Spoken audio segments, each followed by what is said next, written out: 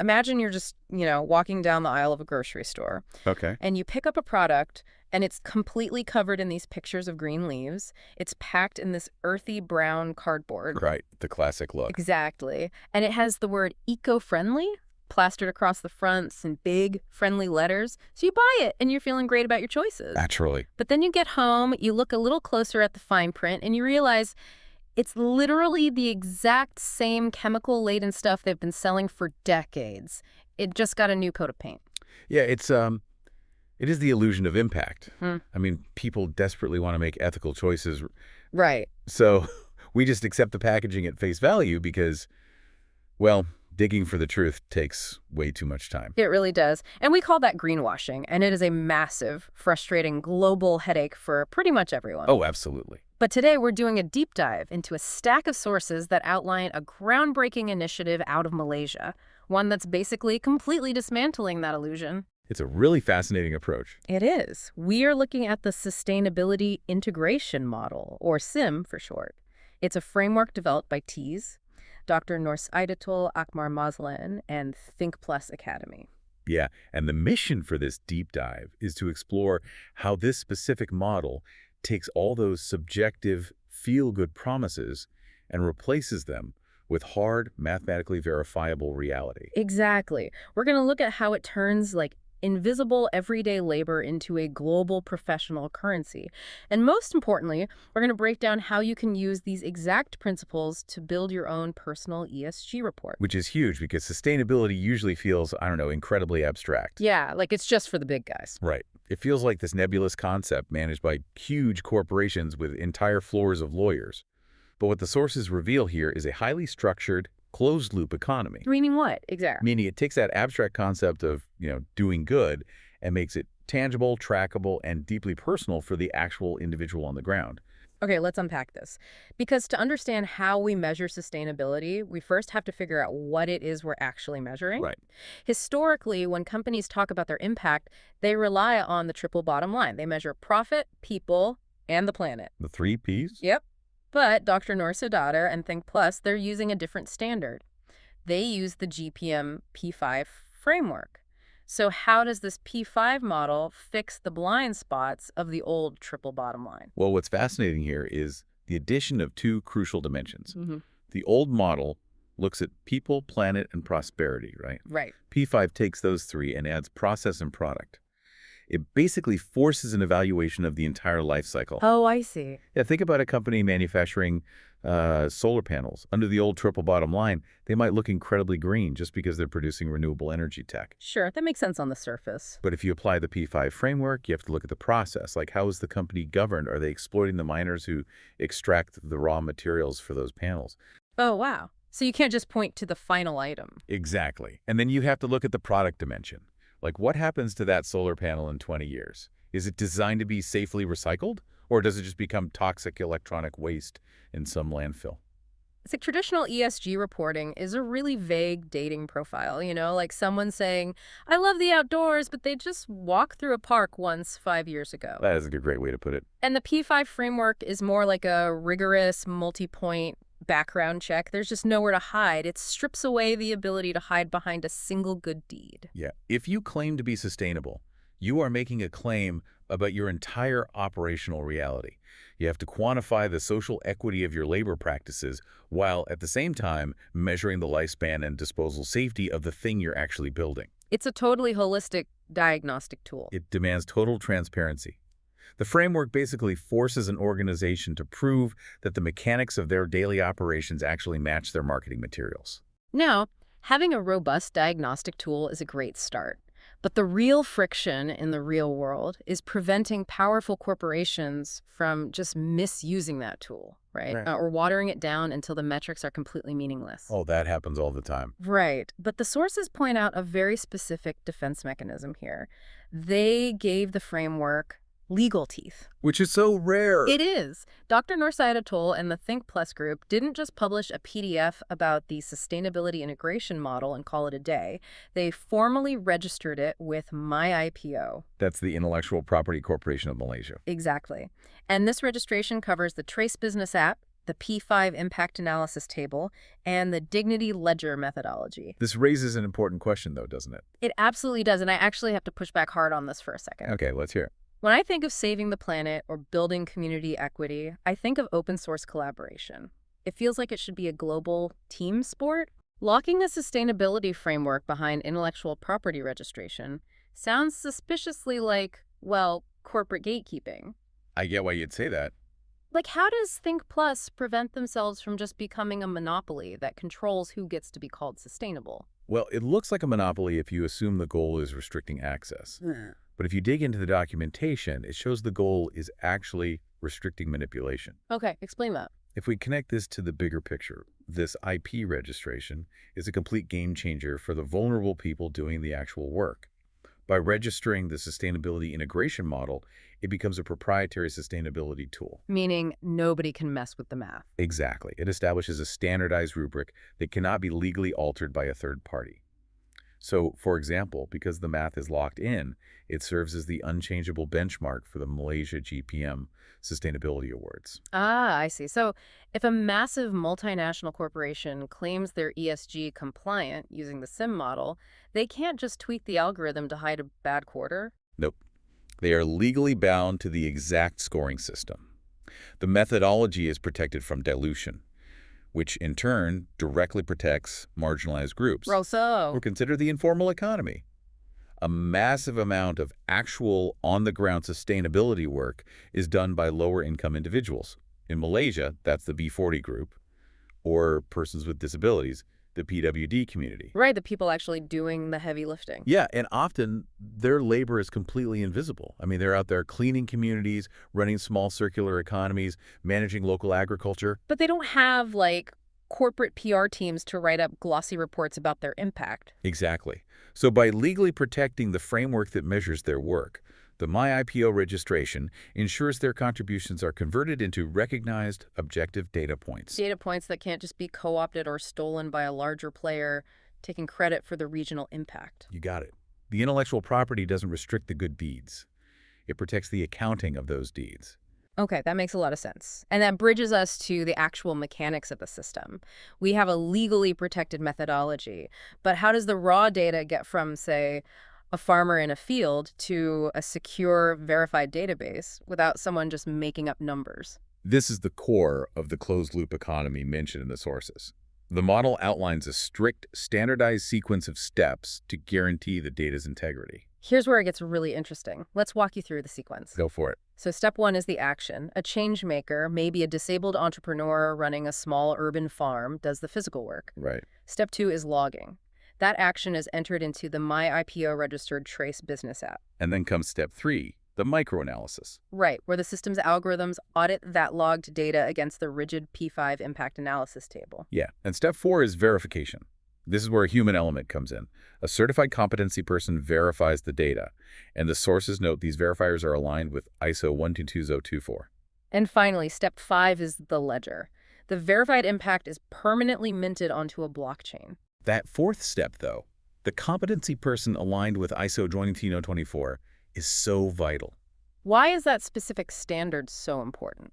Well, ISO 12024 is an international standard for certifying the competence of personnel. It means the person verifying your data isn't just like an employee of the company trying to hit some quota. You're impartial. Exactly. They are trained to operate as a rigorous, independent auditor. They make sure the evidence meets a mathematically strict global standard before it ever even touches the blockchain. And once it hits that blockchain, the sources call it the dignity ledger. Such a great term. It is. Think of the dignity ledger as a hyper-advanced fitness tracker for social good. Like if I casually mentioned to you that I ran 5 miles this morning, you might believe me, or you might think I'm totally exaggerating. I probably think you're exaggerating. Fair enough. But if I pull up my smartwatch and I show you the GPS map of my route, the time-stamped heart rate data, and the elevation changes, I mean, the debate is over. Yeah, you can't really argue with the raw data. Right. The mechanism proves the invisible physical action. And the Trace app and the Dignity Ledger do exactly that for invisible labor. The system mechanically proves that a specific individual diverted waste or reduced water usage. It is completely immutable. And the sociological implication of formalizing this data just changes everything. because the B40 demographic and PWD groups are historically locked out of traditional financial and academic systems. Yeah, a bank isn't going to give them a business loan because they don't have a standard corporate resume or a traditional credit history. They're trapped in the informal economy, even though they're generating massive value every single day. So the Dignity Ledger basically turns their daily, undocumented hustle into a tradable, mathematically verifiable asset, like a digital credential. Exactly. They aren't just surviving on the margins anymore. They are generating quantified, audited ESG value that the global economy actually desperately needs right now to meet climate and social goals. Now, to see how this microanalysis works on the ground, the sources provide some really specific case studies, and they don't just give us vague success stories, they give us the exact P5 scores. Yeah, I love how detailed this part is. The system scores every action on a scale from -3, representing a severe negative impact, up to +3, representing a strong positive impact. Let's look at a project called Smart Farmability. Okay, the urban aquaponics farm. Right. Built specifically to empower OKU or disabled entrepreneurs. So when their operations are audited through the registered P5 impact analysis table, the results really show exactly how rigorous the tracking is. Under the people dimension, they score a +3. And that's not just a participation trophy, right? No, not at all. It isn't because they simply hired someone with a disability. It's because they have verifiable logs showing continuous employment, skill training, and sustained income generation for OKU individuals. And then under planet, they score another +3. I really want to highlight that planet score. A +3 doesn't come from a vague claim of being, water conscious. Right. No greenwashing allowed. The Trace app captures sensor data and time-stamped logs, proving their closed-loop aquaponics system uses 90% less water than traditional soil farming. The independent competency person reviews that specific percentage, verifies the hardware data, and that is what earns the +3. It's all about the proofs. And under prosperity, they earn a +3 because financial ledgers prove the organic produce is sold at premium margins in urban markets. And finally, Process gets a +3 because the entire operation runs its transparency through that blockchain Dignity Ledger. It's a perfect score, basically. Let's examine the second case study, which focuses on the B40 community. This one is a community education initiative designed to teach digital entrepreneurship to single mothers. Okay, so how do they score? Under people, they score a +3. The mechanism here is flexible learning pathways. The logs actually prove these mothers are able to engage with the coursework without abandoning their current jobs or their childcare responsibilities. That's amazing. And under Planet, they score a +1. Yeah, that +1 is fascinating to me. It is, because they get a positive planetary score simply by utilizing open distance learning. By logging into a digital platform instead of commuting to a physical campus, the system mathematically calculates the carbon footprint reduction from the avoided travel. It literally captures an environmental win from an educational program. I mean, that really shows the depth of the P5 framework. And under product, they secure a +3. Because of what they produce at the end. Right. The output of this education program isn't just a basic certificate of participation. The verifiers confirm the end result is a digital credential from GAFM, or SUSNet. GAFM being the Global Academy of Finance and Management. Exactly. Earning that specific credential turns a local, community-level course into a professional qualification that actually carries global weight. And these microscores, they aren't just feel-good numbers. They are the building blocks for massive institutional reporting. The sources map these specific scores directly to the United Nations Sustainable Development Goals, the SDGs. Yeah, the Smart Farmability Project feeds directly into SDG 8 for decent work and economic growth. And the Education Initiative for Single Mothers feeds SDG 4 for quality education. Imagine the shift in a government ministry or like a corporate CSR department. Yeah. Historically, an annual report might feature a nice photo and a caption reading, "We helped 100 people in our community." Which lacks any real depth and is completely subjective. Totally. But using the sustainability integration model, that same department reports, we generated a +3.0 people score and a +2.8 prosperity score across 100 households. This data is verified by a third-party ISO-aligned competency person and securely locked on a blockchain. It fundamentally changes the vocabulary of social impact. It moves the conversation from a charity mindset where you just give money away and hope for the best to an investment mindset where you prove a mathematical return on impact. Absolutely. So what does this all mean for you, the person listening right now? The sources emphasize that this framework isn't just for national governments or agricultural startups. You can use this exact methodology to build what they call a personal ESG report. Because every day in your professional life, you are generating impact. You might be optimizing processes, reducing waste, mentoring colleagues, or improving governance. Right. But you likely aren't tracking those actions with any real level of mathematical rigor. Yeah. The personal ESG report is a mechanism to capture that value. And in Malaysia, maintaining this kind of rigorous ledger can literally translate into academic currency. The sources detail programs like APEL-A and APEL-C. APEL stands for Accreditation of Prior Experiential Learning. Right? Yes, exactly. If you want to access higher education, but maybe you don't have the traditional high school qualifications, APEL-A allows you to use your logged, verified life experience to gain admission. Wow. And APEL-C allows you to use that same verified experience to get actual course credits, meaning you don't have to waste time and money taking classes for skills you have already mastered in the real world. Your personal ESG report can also be converted into recognized continuing professional development, or CPD hours, for your career. But the barrier to entry for those credits is the standard of evidence. The system completely rejects vague intentions.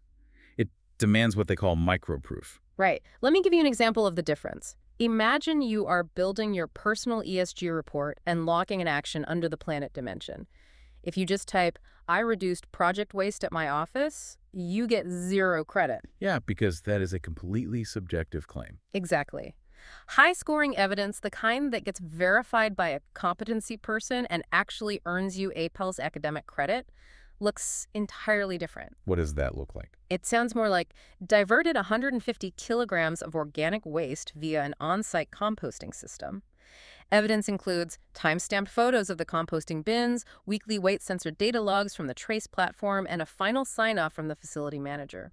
You basically have to approach your career impact like a forensic auditor. Now, you might be wondering how to apply this if your current employer doesn't use the Trace business app. Right. What if you're just on your own? The framework's logic still applies. Even if you manually track your own metrics, using the P5 burden of proof, gathering your own timestamp photos, specific data points, and mapping your actions to the UN's SDGs, you are building a verified portfolio. That's incredibly empowering. It is. When you present that meticulously documented portfolio to a university admissions board or a future employer, you are demanding recognition based on objective data. You stop being a generic employee just handing over a bulleted list of daily tasks. You become a verified sustainability changemaker. Once your applied knowledge is verified and minted, whether through the official Dignity Ledger or a meticulously maintained manual portfolio modeled on the exact same principles, you possess a professional passport. It bridges the gap between your invisible daily actions and the highest levels of global ESG compliance. It truly democratizes credentialing by proving that practical, applied knowledge is just as valuable as traditional classroom theory. We have covered incredible ground in this deep dive. We started by looking at the frustrating illusion of greenwashing in a grocery store aisle. We explored how the MyIPO registered sustainability integration model just shatters that illusion. We saw how the P5 framework demands accountability across the entire life cycle of an operation: people, planet, prosperity, process, and product. And we broke down the tech engine driving this accountability. The 5-step closed-loop economy, powered by the Trace app and independent ISO-aligned auditors, culminating in the Dignity Ledger. Right, and we saw how formalizing the informal economy protects the invisible labor of marginalized groups. Plus, we mapped those mechanisms onto real-world aquaponics and digital upskilling projects. Finally, we brought it directly to your career, outlining how to build a personal ESG report using forensic microproof to demand academic credit or professional advancement. It's a lot to take in, but it's so actionable. It really is. And I want to leave you with one final concept from the source material. Maintaining high scores in this ecosystem requires a specific mindset called relentlessly reassessing. Relentlessly reassessing. Yes. Sustainability is an ongoing, dynamic equilibrium. It demands that you constantly review your processes and your outputs, repeatedly asking if your methods are still generating genuine good. You don't just get a +3 on a project and coast for the next 5 years? No, the system demands continuous verified proof of current impact. And it leads to a profound implication for the future of how we evaluate human capital. How so? Well, think about it. If our invisible labor, our daily applied knowledge, and our real-world social impact are now mathematically trackable on an immutable blockchain, Yeah. How long until the traditional paper resume becomes entirely obsolete? In 10 years, will employers or university admissions boards even bother looking at a subjective, self-written list of your past job titles? Or will they demand to see your dignity letter? That is a wild thought. Will your professional profile be nothing more than green packaging, or will it be undeniable, verified truth? Something to think about. Thank you for joining us on this deep dive into the sources. Keep learning, relentlessly reassess your own impact, and we will catch you next time.